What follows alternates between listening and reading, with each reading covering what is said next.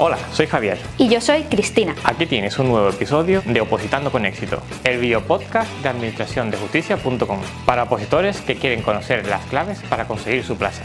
En esta ocasión trataremos un tema muy importante, las técnicas de estudio. Los temarios de las oposiciones son a veces densos y complicados de asimilar, y por eso es habitual que los opositores busquen métodos para memorizar la mayor cantidad de contenido posible y, lo que es más importante, retenerla a largo plazo. Para hablar de esto hemos invitado a Jesús Santiago, profesor especializado en técnicas de estudio y defensor del Planified Gamification Learning. Nos encantaría que participaras en este podcast, así que te animo a que nos dejes un comentario en la plataforma desde la que nos estés escuchando, o si lo prefieres, déjanos un correo en esta dirección. Vamos con el episodio. Oye, vamos a poner como un sistema de recompensa cada vez que vayamos cumpliendo con la planificación del día a día o la planificación semanal. Al final somos seres visuales, o sea, casi toda la información que interpretamos es más a nivel visual que otra cosa. Entonces necesitamos convertir esos datos en imágenes.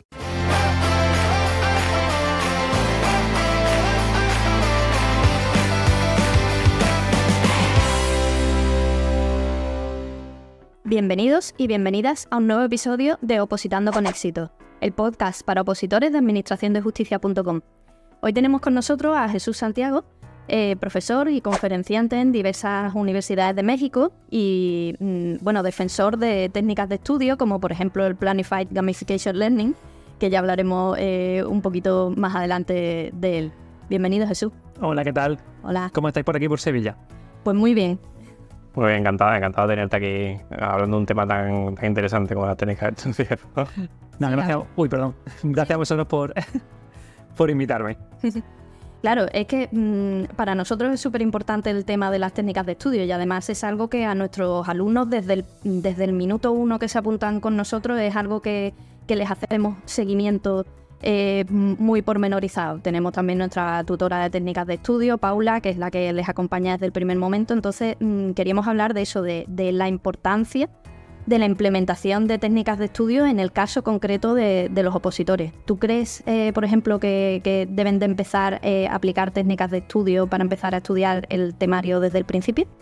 Sí, yo creo que desde el minuto 1 hay que ir conociéndolas porque como normalmente una cosa que no estamos acostumbrados a hacer, siempre va a haber como cierto grado de resistencia a estudiar de una forma diferente. En el momento en el que le dices, no, ya no nos vale simplemente con hacer resúmenes, esquemas o volver a releer todo, obviamente esto de nuestra mente nos saca de nuestra zona de confort, de lo que estamos acostumbrados a hacer. Entonces va a haber una tendencia a resistirse y a volver a lo anterior cuando vean que en principio, entre muchas comillas, no le está funcionando.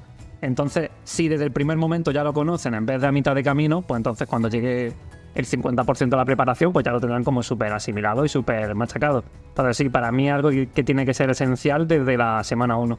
Claro, realmente, a lo mejor la cuestión es incluso no cuando empieces a opositar, es cuando tendrías que saber técnicas de estudio, ¿no? O sea, hablamos siempre de que el sistema educativo no te enseña muchas materias, pero nunca te está enseñando cómo tienes que estudiar esas materias, ¿no? Que al final es una de las cosas que yo siempre planteo, digo, bueno, esto tendría que ser una materia exclusiva de que se enseñe en la escuela o algo así.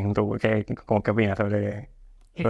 En teoría, dentro del currículum educativo, todo lo que es el metaaprendizaje y el aprender a cómo se tiene que estudiar o trabajar con la información aparece.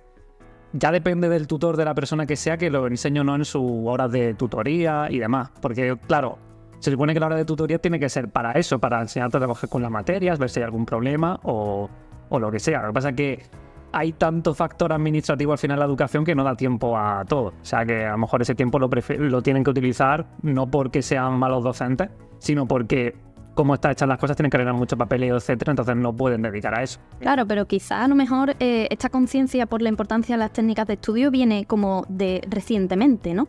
Porque pensando, por ejemplo, en cuando estudiábamos nosotros, bueno, depende también de la edad que tengamos. Pero a lo mejor hace 20 años en colegios e institutos ese tema no se trataba y realmente a ti te decían, oye, mira, pues te tienes que estudiar pues la guerra civil y te toca empollarte el libro y apáñatelas.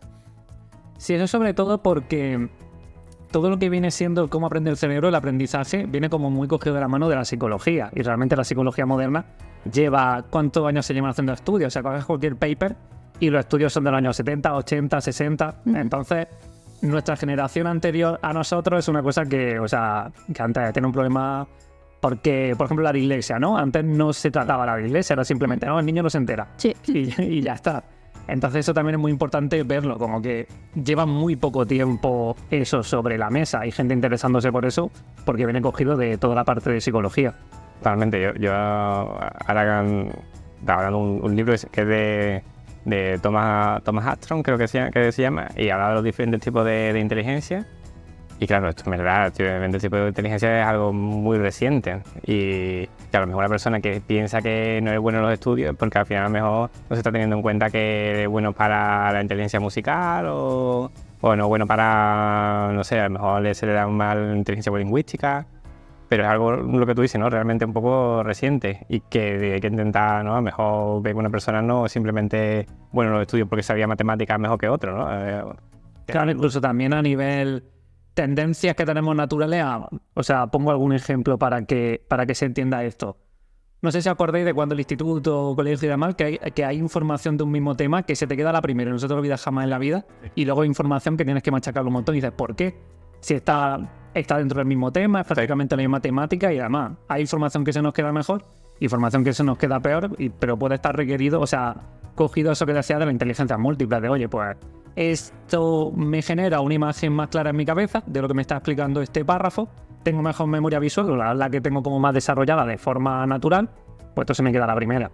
Pero luego hay otro tipo de información, incluso dentro del propio tema, que lo relacionamos con otra cosa, o porque, aunque no nos acordemos, a nivel subconsciente hemos visto en la tele algo relacionado con eso, un documental en la voz de los leones, pues entonces de repente el tema que tiene que ver con los leones, aunque no seamos conscientes, nos acordamos de eso, porque al final la memoria, uno de los ingredientes que tiene es crear relaciones con conocimientos previos dentro de esa materia. Entonces a lo mejor tú no eres consciente de que sabes de ese tema, pero realmente sí, por cosas que has escuchado, en conversaciones, en la tele, etcétera. Y las emociones también influyen un poco en eso, ¿no? Porque yo muchas veces me pregunto también, digo, a ver, ¿por qué me sé todas las citas de los Simpsons de memoria, pero luego soy incapaz de recordar el nombre de una persona que me presentaron ayer? Sí, eso es verdad. Eso, mira, te pongo un ejemplo súper rápido. O sea, no sé qué edad, años más o menos, 90, era 80-90, ¿no? Vale, perfecto. El 11S, ¿tú te acuerdas lo que estaba haciendo ese día? Perfectamente. Sí. Vale. ¿Qué estaba haciendo hace 3 semanas a las 9 de la noche? Ni idea. Sí. Imposible. Claro, porque hay un impacto emocional súper grande. Entonces, al final también, por impacto emocional, memorizamos y retenemos recuerdos. Entonces, no es lo mismo, pues, alto que tuvo un alto impacto emocional en todo el mundo, en todas las personas que lo vivimos, que algo que hacíamos hace 3 semanas a las 9:15 de la noche, por ejemplo. Entonces, el factor emocional también crea mella y hace que memoricemos las cosas o no. Uh-huh. Totalmente, eso yo siempre he escuchado eso, ¿no? Que el factor emocional siempre se engrana con lo que estás viviendo y lo ancla y se queda para siempre. Igual que, no sé, hablando del profesor, incluso cuando el profesor te caía mejor, ¿no? Y te hacía un chiste, ¿no? Que en un momento que esas cosas se te quedaban, porque a lo mejor simplemente el profesor te caía mejor y crea un vínculo emocional. Sí, incluso te acuerdas de las cosas del que te caía peor. O sea, lo ¿sabes? Y lo indiferente, los términos medios, como que no te acuerdas. Pero el que te cae mejor y te acuerdas, y el de que te caía peor, ese no se te olvida. Claro, entonces la cosa es que tenemos que lograr esos anclajes que comentamos, anclajes porque estén vinculados a un momento emocional o anclajes por asociaciones, como tú comentabas. Pero claro, en el caso de los estudiantes de oposiciones tienen que encontrar manera de memorizar pues la Ley 39/2015, la Constitución. Claro, entonces, ¿cómo podemos crear esos anclajes? Lo primero es entender, porque esto, por ejemplo, se ve mucho en las oposiciones, por ejemplo, de bomberos, con la gente que trabaja de la Comunidad de Madrid, tienen como que de repente, oye, me tengo que saber las carreteras y el kilometraje. Ahí sí que como mete algo emocional, porque nacional tal, kilómetro no sé cuánto, hay un puesto de SOS. Entonces, lo que tenemos que hacer, que hay que forzarlo, es una cosa que no es para nada natural, es decir, oye, vale, pues estos datos que son súper fríos, que no me interesan, ¿cómo lo convierto en una imagen visual que sea atractiva para mí? Entonces, bueno, aquí entra en juego todas las reglas mnemotécnicas de, oye, pues de repente el número 22, sé que en mi cabeza son 2 patos. Vale, pues los 2 patitos. Oye, pues sé que el número 22 es un plazo, pues los 2 patitos se dan cuenta que como no han hecho el pago de no sé qué, pues le han cerrado el estanque. O sea, es como de repente crear algo visual y obviamente un poquito absurdo para que llame la atención, que no que sea irreal, que no pueda suceder. O sea, de repente no es que me imagino que entra un dragón por mi casa y que ocupe fuego y del fuego sale una ley. No, o sea, tiene que ser algo un poco verosímil para que tampoco descartarlo. Bueno, nosotros, por ejemplo, publicamos hace poco en redes un ejemplo de regla mnemotécnica utilizando historias absurdas, como comentaba, para estudiar el artículo 22 de Derecho de Asociación de la Constitución. Y era con El Señor de los Anillos. Simplemente cogimos la trama del Señor de los Anillos, la tergiversamos un poco, pero bueno, creo que servía para todos los epígrafes que tiene ese artículo, pues ya los vas asociando. Dice, mira, que Gollum va a recurrir tal, pues esto es el artículo 22 punto tal. Exacto, de hecho, al hacerlo como películas, como historia, es que es mucho más atractivo que simplemente una tabla, una lista, etcétera. Entonces hay que hacerlo atractivo para que, sobre todo para fomentar la parte visual de la memorización, porque nosotros al final somos seres visuales, o sea, casi toda la información que interpretamos es más a nivel visual que otra cosa. Entonces necesitamos convertir esos datos en imágenes, porque nosotros cuando vemos realmente una palabra, o sea, yo te digo, por ejemplo, sandía, tú no piensas en S-A-N, tú piensas en un trozo de sandía o la sandía entera. Uh-huh. Pero es por eso, porque nuestro cerebro al final no ve palabras, ve imagen en todo momento. De hecho, las palabras y la escritura, una forma que encontramos como especie a nivel cultural para transmitir imágenes que teníamos en la cabeza o que conocíamos a otras personas. Uh-huh. Claro, ¿y cómo entonces recomiendas aplicar todas estas reglas mnemotécnicas y demás pueden ser muy útiles, pero a lo mejor eso para estudiar un artículo o estudiar alguna cosa concreta que se te atasca, pero teniendo en cuenta que los temarios de oposiciones son bastante extensos, estamos hablando de un mínimo de 25 o 30 temas para las oposiciones más tipo C1, C2, pero bueno, es que si luego nos vamos a 1 a 2 estamos hablando de 100 temas. Claro, ¿se puede aplicar técnicas de estudio para todo o se recomienda una aplicación estratégica? Vale, técnicas de estudio para todo sí, pero de memorización, o sea, lo que viene siendo mnemotecnia, solo para algunos puntos concretos que sean más, que se te atasquen más, que sean más fríos, que sean más datos numéricos sobre todo, para todo eso sí. Pero es verdad que hay que tener una estrategia de cómo estudio el resto de la información, o sea, cuándo voy a hacer los repasos para que no se me olvide, cuando me voy sobre todo ponerte a prueba, o sea, es como, yo lo digo esto mucho, tienes que imaginarte que el día a día de estudio tiene que ser lo más parecido posible a lo que te va a encontrar el día del examen. Es igual que cuando sacas el carnet del coche. O sea, ¿cómo te sacas realmente el práctico del coche? Como si fuese el día del examen. Oye, tienes tantos minutos, va a pasar por esta calle, aquí tienes el doble stop, es que suspendí una vez por un doble stop, ya no se me olvida nada. Así tienes el doble stop, etcétera. Entonces, cuanto más se parece tu forma de estudiar a lo que te va a encontrar ese día, pues más probable, o sea, son siempre probabilidades, no hay nada absoluto, más probable que te salga bien. Claro, el aprendizaje, yo estoy totalmente de acuerdo con eso porque nosotros en la academia, por ejemplo, los test que tenemos unos test especiales que son de preparación de cada tema y temas a nivel global, pero intentamos reproducir lo que sería el día a día cuando haces el examen. Tenemos un contador que te va a contar el tiempo porque también el tema de la presión influye en que lo vayas a hacer bien. Preguntas muy parecidas a las que han caído los exámenes y es verdad que al final tienes que intentar entrenarte para el día que va a ser. Es verdad que yo me acuerdo que yo por ejemplo, cuando estudiaba era mucho más teórico, me lo estudiaba todo y casi nunca hacía exámenes y claro, al final me pasaba factura. Entonces al final hay un momento de digo, pero esto es que primero hay que mirar incluso los test que se está preguntando, incluso a lo mejor primero a los test y luego ver la materia para intentar saber por dónde tengo que ir, ¿no? Claro, ver el test y luego ver cómo se relaciona con el resto del tema. Oye, ¿por qué me preguntan, por qué te estás metiendo en este test la trampa de que, por ejemplo, un ejemplo muy absurdo que me voy a inventar, no es lo mismo hurto y huida que hurto o huida de una escena de tal y que cual? Venga, ¿por qué?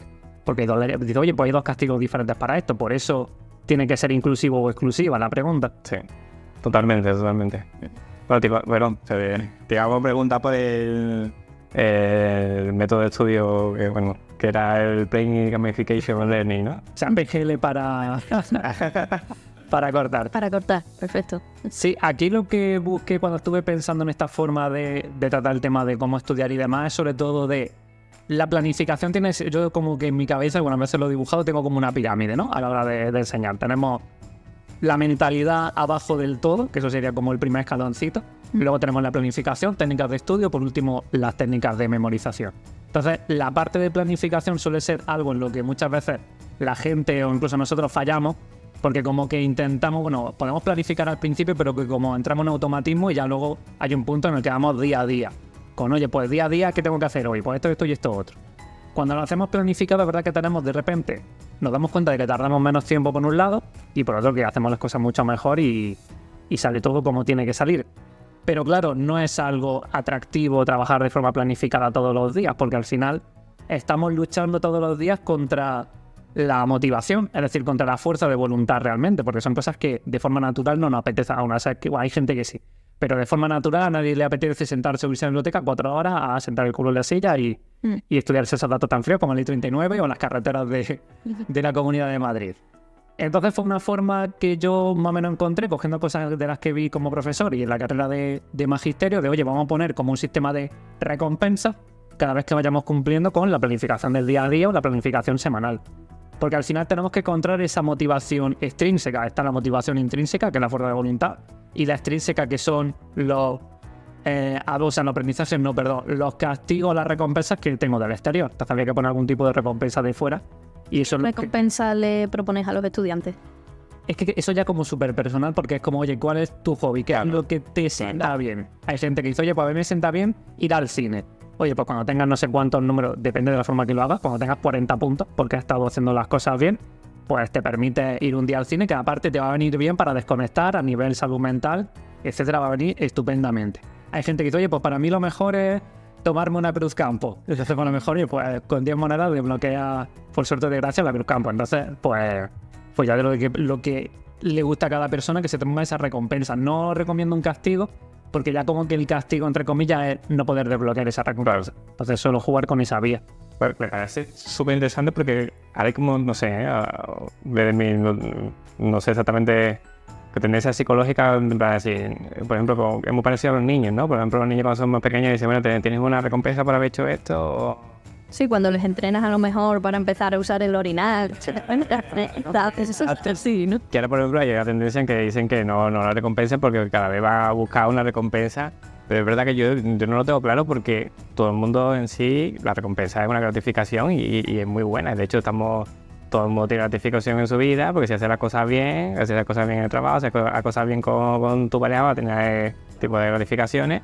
Y a mí me parece fantástico tener que intentar que un modelo llevadero que te intente motivar. Porque la motivación al final parte de la fuerza de voluntad y la fuerza de voluntad siempre dura lo que dura. Claro. O sea, y depende de cómo te levantes ese día y tirar siempre de fuerza de voluntad es prácticamente imposible. No, depende de un factor, depende de la emoción y las emociones. Hoy puedo estar perfectamente bien, pero puede que, o sea, vengo de súper buen humor, pero a lo mejor si en el ascensor me encuentro con una persona desagradable, ya la emoción del resto del día cambia. Entonces, no puedo fiarme de las emociones que tengo día a día. Claro, y además las recompensas yo creo que inciden en una cosa muy importante en los opositores y es el tema de la frustración que muchos sufren porque se piensan que tienen que dedicar el 100% de su día a estudiar. Y entonces incluso nacen sentimientos de culpa cuando por algún motivo esa planificación que tú te has hecho de que tienes que estudiar 8 horas diarias, pues no se cumple porque ese día, yo qué sé, tu madre se ha puesto mala, has tenido que acompañarla al hospital o cualquier cosa así, enseguida llegan los sentimientos de culpa. Pero yo creo que darle espacio a esa recompensa, a esa gratificación, a ese momento de autocuidado, eso también le va a liberar la mente al estudiante y le va a permitir que al día siguiente retome el estudio con muchas más ganas. Sí, exacto. Yo incluso hablo de planifícate también, o sea, ten como un plan, el normal, el del día a día de lo que tienes como establecido para hacer, pero también ten un plan B si el día empieza mal. Oye, si me despierto de súper mal humor o ha pasado lo que sea, ¿vale? De hecho, lo leí el otro día en un... No sé dónde fue. Fue como un tuit, una frase que decía, si hoy te despiertas al 40% y das tu 40%, realmente estás dando el 100%. Entonces, como, oye, pues tenés también como un plan de... Como si fuese una evacuación de incendios, ¿no? De decir, oye, me he levantado súper mal, no puedo rendir al 100%, no puedo echar esas 8 horas. ¿Qué es lo que puedo hacer al 100%? Oye, pues puedo echar 3 horas, ¿vale? Voy a asegurarme de que esas 3 horas sean súper productivas y hacer todo lo que me permita avanzar. No parar de golpe, porque hay gente que... Bueno, todos solemos pensar, oye, ya iba a ir al gimnasio a las 9 y solo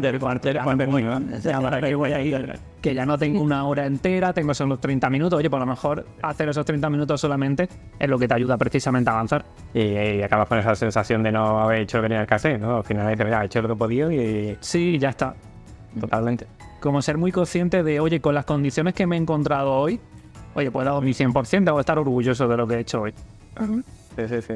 Y bueno, te queríamos preguntar, ¿en qué estado mental te suelen llegar a ti los opositores? ¿Suelen llegar con algún tipo de bloqueo mental, con estrés, con ansiedad? El estrés y la ansiedad suele ser como los dos, o sea, viene como el niño que viene con la barra de pan debajo del brazo. Es el pack, ¿no? El pack completo. Pero es completamente normal, porque al final son, o sea, la prueba que se le da es muy grande, hay mucha incertidumbre, sobre todo cuando son primerizos, y no sé lo que me voy a encontrar. O a veces, oye, me estoy preparando para una oposición, que eso le pasa a muchas personas, que ni sé si va a ser dentro de un mes, dentro de 2 meses. Por ejemplo, los de policía local son como, puede ser de repente esta semana o dentro de 2 semanas, o puede que no sea durante 3 años. Entonces, como esa incertidumbre mental, y es muy desgastante de, vale, tengo que estar estudiando para algo que no sé con qué edad lo voy a hacer. Claro, por eso también nosotros muchas veces recomendamos, aunque por ejemplo, imagínate que tú vas a empezar a estudiar un examen de auxilio judicial y el próximo examen es dentro de 3 meses. Somos conscientes de que en 3 meses no vas a ser capaz de completar todo el temario, pero nosotros recomendamos que la gente acuda al examen, también porque es como una prueba de fuego para que vean cómo es el examen, cómo es el entorno y el día que realmente finalmente se presenten al examen, al suyo, al que van a aprobar, por lo menos ya tienen esa experiencia previa y esa ansiedad se rebaja bastante. Claro, ya conocen lo que va a suceder ese día. Sí, totalmente. Es verdad que son cosas, a lo mejor son pequeños detalles, pero hasta el momento de encontrar la clase, mirar que estás en la lista, que te van a pedir el carnet, oye, pero tengo el carnet, ¿cuántos bolis me tengo que traer? Son cosas muy pequeñas, pero que te generan mucho estrés. Y al final el estrés va a influir en la memoria, en la forma que tengas de resolver las preguntas, que se te vaya una cosita en la pregunta que a lo mejor es muy literal y no tuviste en cuenta porque estás muy estresado. Sí, es pequeña, pero la verdad que es bastante aconsejable que la gente, si puede, tenga una experiencia anterior. Está fantástico. Claro, al final el estrés bloquea ese tipo de memoria, porque el estrés es como una situación de peligro para el cerebro y dice, tengo que huir, correr, esconderme o atacar, o sea, estas 3 cosas, ¿no?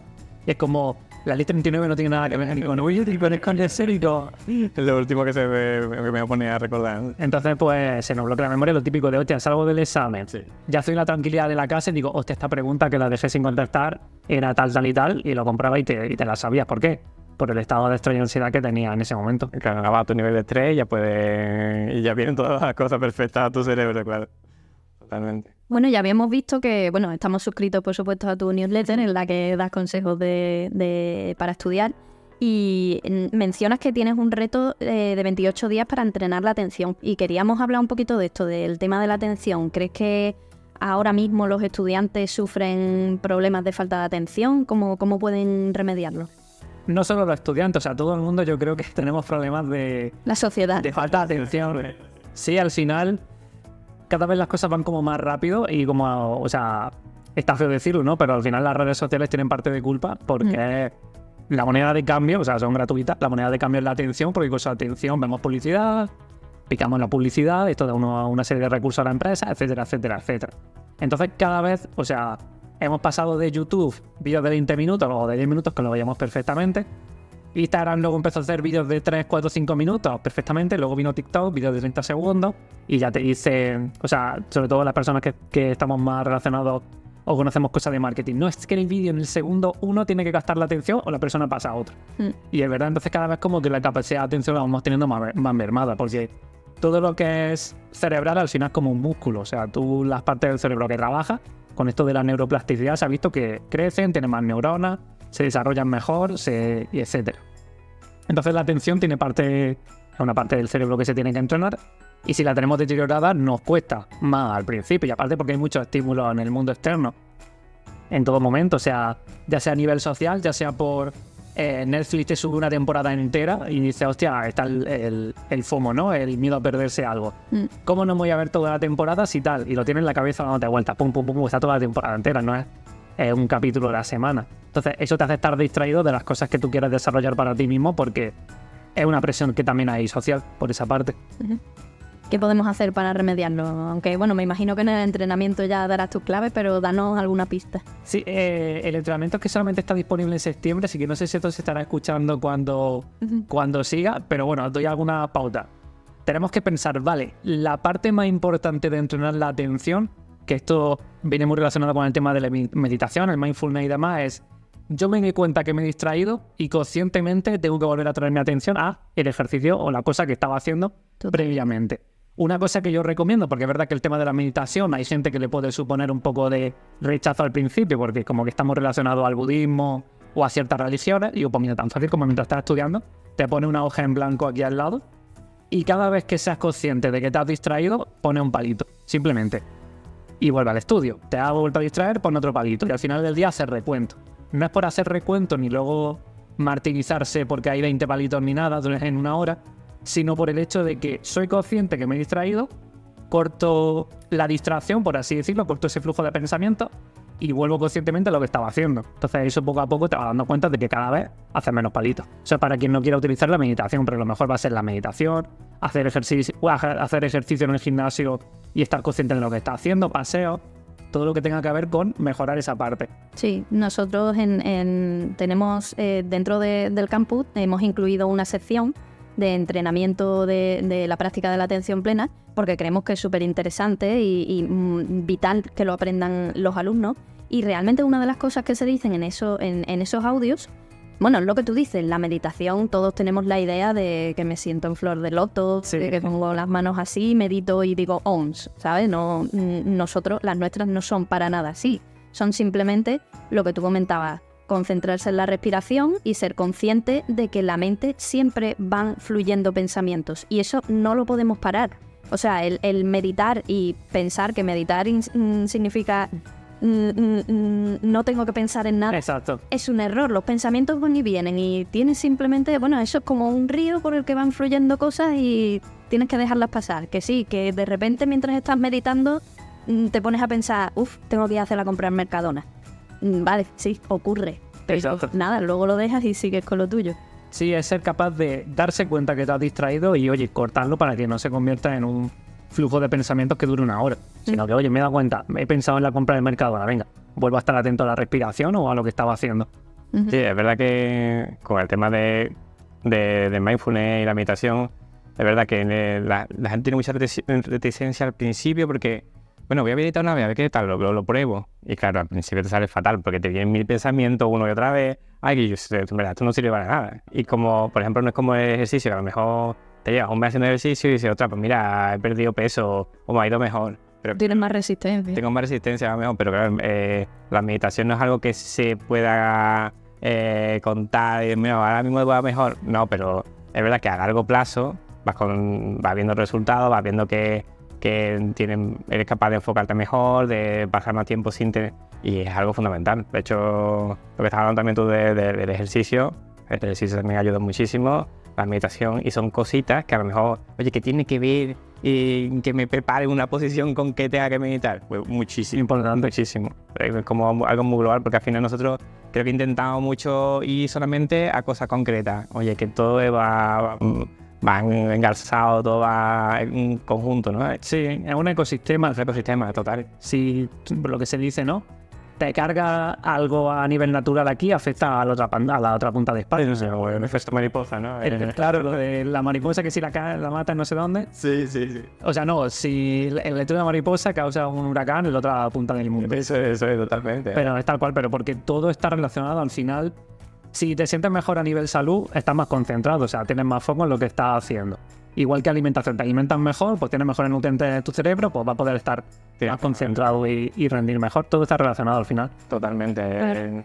En el anterior podcast tuvimos a Pablo Ojeda, que es un experto nutricionista, y de hecho hablamos precisamente de eso, de la importancia que tiene tanto la nutrición como el ejercicio para los opositores.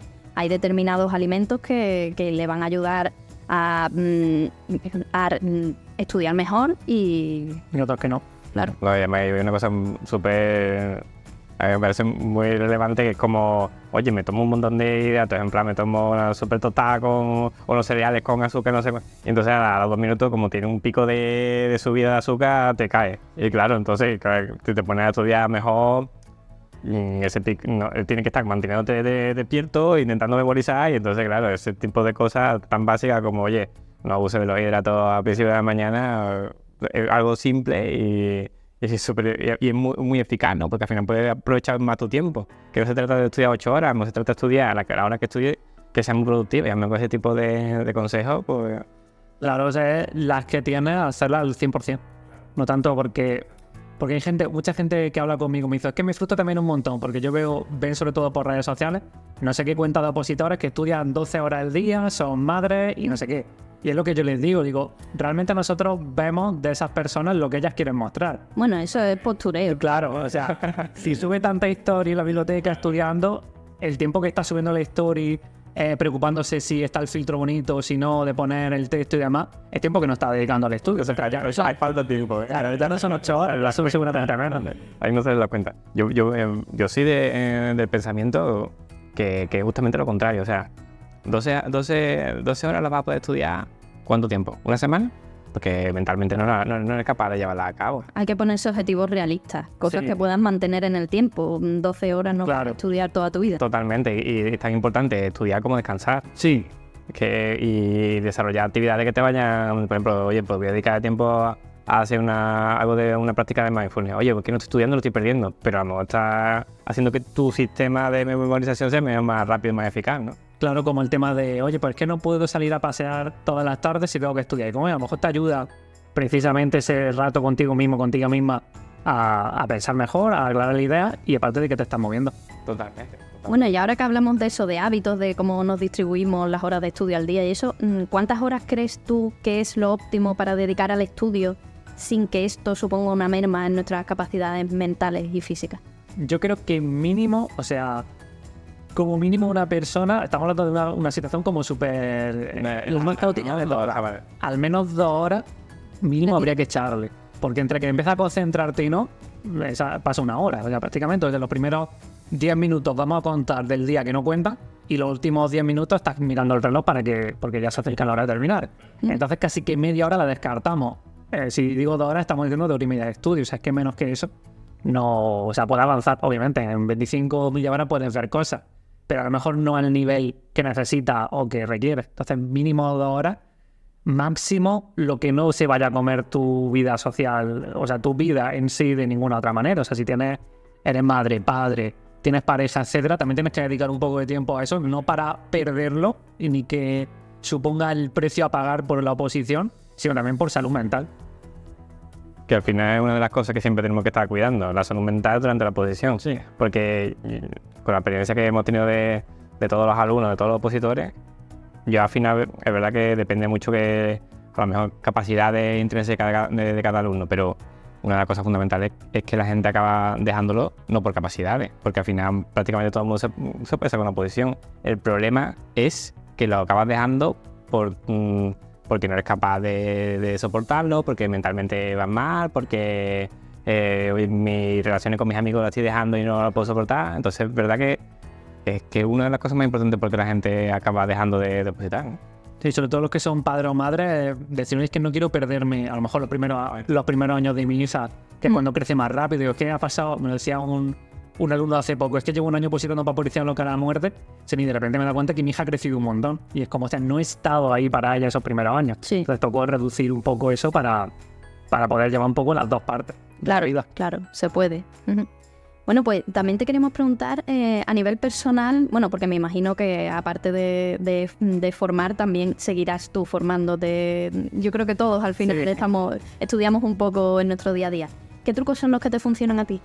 A mí me funciona muy bien hacer mapas mentales para todos. O sea, para todo. Estoy hablando de incluso cuando tengo que tomar una decisión, tener ideas, pues yo ya, o sea, tengo siempre hojitas cerca y mientras estoy leyendo, estudiando lo que sea, voy diciendo, oye, pues esta temática, punto en el centro, voy sacando O ramitas. sea, que lo haces en lápiz y papel, ¿no? Sí. Vamos, también hay herramientas en ordenador, pero quizá mejor escrito, ¿no? Combino las dos cosas. Si a lo mejor estoy revisando paper o cosas en digital, no sé, o sea, como que no me gusta cambiar de un formato a otro. Oye, estoy viendo cosas en digital, divido la pantalla y a la derecha tengo el LexMind, que es una aplicación para hacer mapas mentales gratuita. Lo utilizamos. Y ahí estoy haciéndolo. Que estoy leyendo un libro en papel, pues a lo mejor no estoy delante del ordenador, estoy en otra habitación, estoy en el parque, estoy fuera o lo que sea. Pues entonces hay el tiro de los cuadernos de una libreta A4 sin cuadros ni nada, en horizontal, y cada página es un libro con un estudio que estoy haciendo. Ujú. Me parece muy interesante porque es verdad que el tema de los mapas mentales es como la vida en sí, ¿no? Porque al final no solamente el estudio, es tomar decisiones, poner todas las cosas en un papel, oye, qué posibilidades tengo y cuando lo ves todo en conjunto, lo ves completamente diferente. Sí, total. De hecho, una alumna mía me hizo mucha gracia, o sea, no voy a decir el nombre, pero me hizo mucha gracia porque le hice, para que aprenda a utilizar mapas mentales, o sea, Tony Buzan, que es el creador de esta herramienta, dice, hasta que no has hecho 100, no dominas la herramienta. Pero claro, hay muchas posiciones que no hay 100 temas y tampoco hay tiempo para hacer. Sí, le digo, a una de tu día a día, o sea, hoy en mi día tal, saca una rama para parte de trabajo, parte personal, parte de la oposición y ves las cosas que tienes que hacer ese día. Y me hizo mucha gracia porque ella como que la parte de trabajo, en vez de para tareas, la empezó a utilizar para cosas que mentalmente se tenía que acordar. Es que me lo pasó y me reí bastante porque ponía, no enfadarme con mis jefes, no cagarme en mis compañeros de no sé qué. Y le dije, está perfecto el modo mental. Si son cosas que tiene que memorizar, le viene estupendo. Exacto. Pero bueno, al final es ese parloteo que tenemos mentalmente, esas cosas que no nos acordamos, verlas reflejadas de una forma visual, más que solamente en texto, pues nos ayuda un montón a, oye, tengo más claro mi día en mi cabeza, sé lo que tengo que hacer, sé que empieza el día por aquí, acaba por acá, Sí.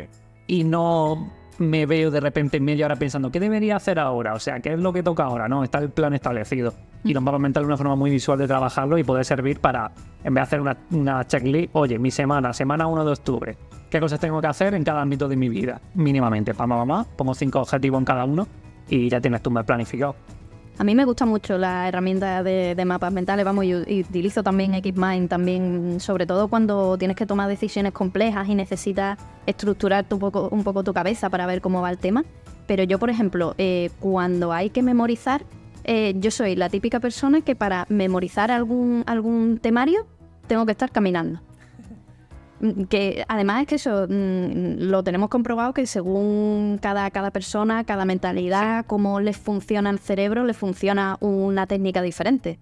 A mí me funciona pues eso, caminar mientras voy parloteando y diciendo el temario. Hay otras personas que le viene bien escuchar el podcast mientras van caminando. Sí.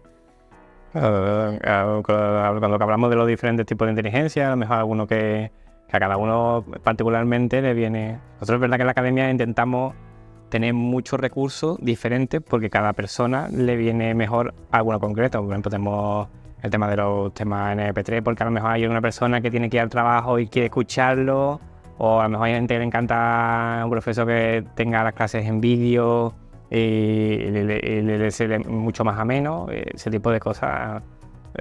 Cada uno tiene su adaptación. A mí decía, no, a mí me encantaba, o sea, contárselo yo cuando estudiaba Derecho pues, se lo contaba a los temas a un familiar, que te venía, no decía como, que creo que sea Albert Einstein, decía que hasta que no se lo expliques a tu abuela, no exactamente, que no sabes exactamente si lo recuerdas. Eso ahora le llaman el método Feynman. Sí, Se pone un poco, ¿no? claro. En inglés. Sí, pero eso, en el momento en el que tú eres capaz de explicar con tus palabras algo a otra persona que no tiene ni pajotera idea de eso, significa que lo tienes muy interiorizado. Sí. Porque es cuando tendemos a poner ejemplos a nosotros mismos. Oye, vale, esto es súper técnico, pues es como si... Entonces, si tú eres capaz de crear un nuevo recurso más fácil, o sea, como que bajar el nivel de exigencia mental que tiene ese recurso, coño, es que lo dominas bastante bien, es que lo tienes ahí. Claro, yo recuerdo además que incluso cuando te estabas explicando, te salían dudas a ti mismo, ¿no? Digo, ostras, esto no me lo sé bien porque no sabía. O la persona a la que se lo estaba explicando, ella misma te preguntaba algo y decía, esto no me lo sé muy bien. Me perdiste. Claro, y bueno, entonces para el estudio de unas oposiciones, teniendo en cuenta que, bueno, hoy en día la mayoría están optando a un examen en formato tipo test, en el que además es que muchas van a matar porque van a preguntas que van a la literalidad de la ley, que a lo mejor por una pequeña palabra o artículo ya te hace dudar entre la pregunta A y la pregunta B. ¿Tú en qué bando te sitúas al estudiar para ese tipo de exámenes? ¿Los que dicen, no, mira, te tienes que estudiar literalmente todo el contenido, o prefieres pararte primero a comprender lo que estás estudiando? Yo prefiero, pero esto porque al final es una cosa súper personal y demás, yo prefiero la comprensión por encima del otro. Lo otro obviamente hace falta, es súper necesario y demás. Pero volviendo al ejemplo de antes, si yo no entiendo por qué ese delito es hurto con huida, dices, ay, ¿qué más da una cosa que otra? Es como que te va a costar más memorizarlo, porque si lo visualizas bien, oye, tiene sentido que sea mayor la pena de hurto y luego huir porque ha habido una predemita, o sea, ha habido como doble delito, me lo estoy metiendo un montón porque no me sé el código penal. Pero eso, o sea, pero que esas cosas como que van sumando. Entonces como que tiene sentido muchas veces, a veces no, depende del tipo de datos, pero muchas veces los datos tienen un porqué detrás. Oye, pues esta pena es más grande porque no solamente ha atentado contra una persona, sino también ha hecho un daño material. Claro. Entonces, eso también hay que comprenderlo. Yo creo que es fundamental primero una pequeña, o sea, que tiene que tener una comprensión, porque si no al final estás tirando de una memoria de repetición que es una memoria a corto plazo y entonces vas a tener que intentar volver a cuando lo hayas hecho y te pasa una semana, a lo mejor no te acuerdas. Entonces la comprensión asienta mucho más los conocimientos y es fundamental. Es verdad que muchas veces cuando tienes la comprensión ya puedes acudir a la repetición, pero te la estás jugando mucho, entonces yo creo que es difícil. Pero te la juegas por eso, porque si luego te cambian una palabra y esa palabra, hostia, yo no me acordaba que era ni, ¿no? Y dices, vale, pero si tiras de sentido común porque conoces y dominas esa materia, pues no hay problema que te cambien una palabra. Vale, pues mira, para terminar tenemos aquí unas cuantas preguntas que nos han ido pasando los alumnos sobre el tema de técnicas de estudio. Entonces vamos a empezar con Carmen, que nos pide consejos para mejorar la concentración. Ella, bueno, es la típica que se distrae con el vuelo de una mosca y le cuesta mucho volver a los apuntes. ¿Qué le recomendarías? Vale, pues lo que le recomendaría a Carmen era... Carmen, sería utilizar o sea, en vez de hacer más cosas para tener más atención, es decir, es la vía negativa, ¿qué cosas puedo quitar para estar más concentrada? Entonces yo digo, vamos a hacer como un checklist de qué cosas te distraen o qué cosas piensas tú que te pueden distraer. Voy a poner un ejemplo como súper personal. Oye, a mí me puede distraer que de repente me llame lo de Telefónica para hacerme una oferta mejor. Digo, vale, pues entonces ya sé que el teléfono tiene que estar apagado. o sea, desconectado, en modo avión o lo que sea. Vale, una cosa, hago como checklist. Venga, ya sé cómo solucionar esta distracción, perfecto. Me puede distraer que, bueno, yo soy de un pueblo pequeño, de Lanjarón, que, bueno, por el agua todo el mundo lo conoce. Ya sabéis lo que vamos a decir. Pero eso, como un pueblo pequeño, o sea, al final la gente sabe dónde vive y sabe que está siempre en casa. Entonces, el cartero siempre va a picar al que sabe que está en casa. Y, hostia, me puede distraer de una sesión de que mi perro se ponga a ladrar como un loco y pierdo yo el hilo de lo que estaba hablando. Pues bueno, esto suena un poco extremista, pero mi portero tiene como un volumen. Entonces yo cuando sé que tengo sesiones por la mañana, pues quito el volumen. Y digo, si pica, porque por descarte pica siempre el mismo piso, pues que pique a otro cuando vea que no le abro. Venga, una cosa solucionada. Y es como empezar a hacer como una checklist de qué cosas, o sea, por intuición creo, si ocurren, pues se añaden nuevas las checklist para la próxima. Sé que me van a distraer. Oye, que me llame mi tía para que luego la lleve al Mercadona, que eso también es una cosa cosas de la familia, ¿no? Y vale, pues el móvil lo voy a tener... Familiares, ¿no? Claro, esta fue mi llamada quitada. Yo lo que suelo recomendar muchas veces, porque hay gente que me dice, no, pero es que no puedo quitarme el teléfono por si me llaman de la guardería del niño, del colegio, de lo que sea. Pues como quita el wifi y los datos, para que no te entren mensajes, no te entren WhatsApp, que si ocurre algo importante y te van a llamar por teléfono. O sea, no... Si tu abuela se cae por las escaleras, no te va a escribir un mensaje, niño, que me quedo por las escaleras. O sea, va a recibir una llamada telefónica para ese tipo de cosas. Entonces... Pues bueno, si no quieres ser tan extremista, pues simplemente quita wifi y datos.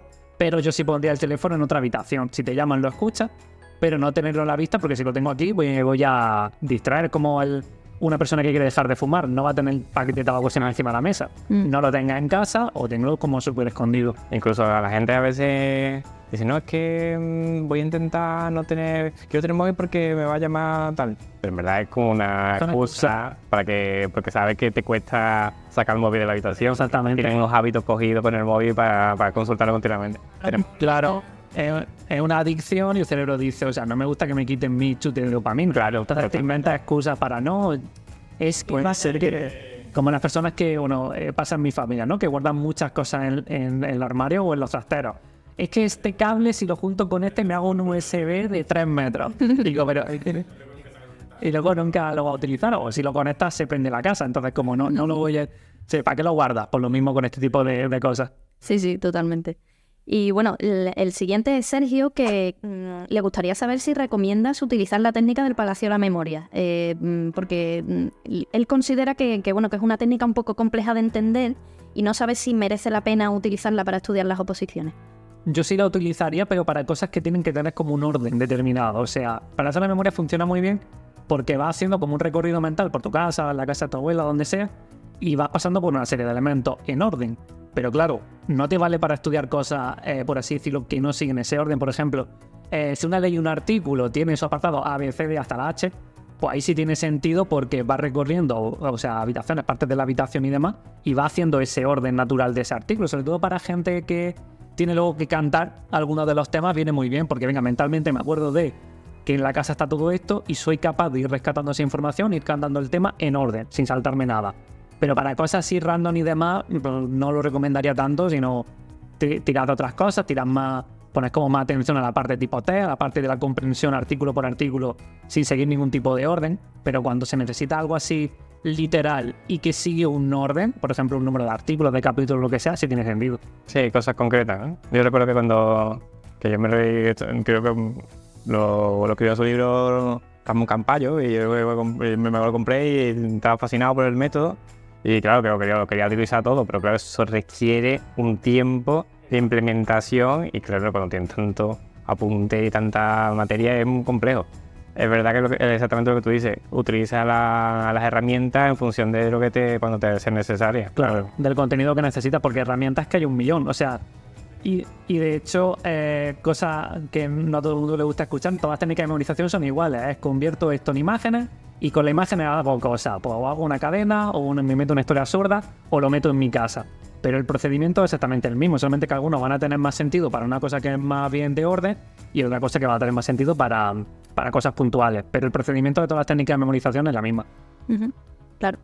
Bueno, pues ahora vamos a terminar ya con la pregunta de Silvia, que se está preparando las oposiciones a tramitación procesal, y ella quería saber qué método sería más adecuado en este caso, si el sistema de vueltas o el de arrastre. El sistema de arrastre casi siempre sí.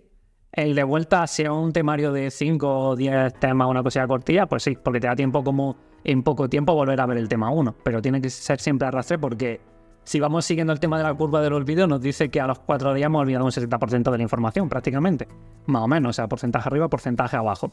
Y es como, no puedo arriesgarme a pasar 3 meses sin ver el tema 1, que es cuando me tocará la siguiente vuelta, porque es que me voy a acordar de nada, me voy a acordar de detallitos, voy a tener la sensación de falso aprendizaje, de oye, me suena esto, ay, significa que lo tengo memorizado, pero luego te pones a prueba con el test y te das cuenta de que no. Entonces, necesitamos darle más trabajo a cada uno de los temas. Y yo siempre soy partidario del arrastre, el que trabajo con mis alumnos siempre, a no ser que sea algo muy puntual. Oye, pues si en una semana te ves todos los temas, pues dale vuelta. Pero si no, no. Yo soy partidario de al final siempre no hay una respuesta para toda persona. Entonces, es verdad que nosotros, depende también de la posición que concreta. Si es una posición, a lo mejor está hablando de judicatura, tienes que tirar arrastre seguro, porque cuando termines el temario han pasado 2 años, entonces como tengas que volver a hacer una vuelta. A lo mejor posiciones como tramitación, que a lo mejor la primera vuelta la puedes dar 9 meses, la siguiente en 6, la siguiente en 3. A lo mejor ahí el arrastre tampoco... Es que depende de cada persona. Si es una persona que tiene más experiencia en derecho, que a lo mejor se le facilita un poco más, tiene experiencia jurídica en lenguaje, pero también depende de cada persona. Evidentemente, cuando el temario es un poco más extenso, tienes que tirar de arrastre porque si no es complejo. Combinar las dos técnicas, hacer vueltas, o sea, hacer arrastre por bloques, y esos bloques son un sistema de vuelta. Decir, oye, pues tengo un bloque de 5 temas, hago arrastre con 5 temas, una vez termino de arrastre los 5 temas, pues ya lo dejo hasta que dé la vuelta a todo. Y entonces como que eso también ayuda, o sea, si al final no quedarse, o sea, esto lo digo yo muchas veces con gente que me habla y demás, no es que digamos, esto no sirve, caca, y esto sí es lo bueno, es como no, o sea, todo sirve según la persona, hay cosas que son obviamente más eficientes que otras. Pongo siempre el mismo ejemplo, tienes que acabar un pozo de 4 metros, puedes utilizar una cuchara o una pala, hace el agujero, hostia, sí, claro que hace el agujero con otras herramientas, pero una va a ser más eficiente que otra. Pues a ti pasa lo mismo, hay gente que a lo mejor prefiere la cuchara y le vaya bien, porque es una máquina haciéndolo súper rápido. Depende también al final de la persona y de las circunstancias. Bueno, pues hasta aquí este episodio. Bueno, muchísimas gracias de parte de todo el equipo de administración de justicia.com. La verdad es que creo que han salido muchísimos consejos que van a poder utilizar los opositores para planificar su estudio y para utilizar técnicas de estudio que le puedan servir para ser más eficientes. Y nada, pues de nuevo muchísimas gracias. Gracias a vosotros por invitarme. Y nos vemos en el siguiente episodio. Un saludo. Chao. Hola.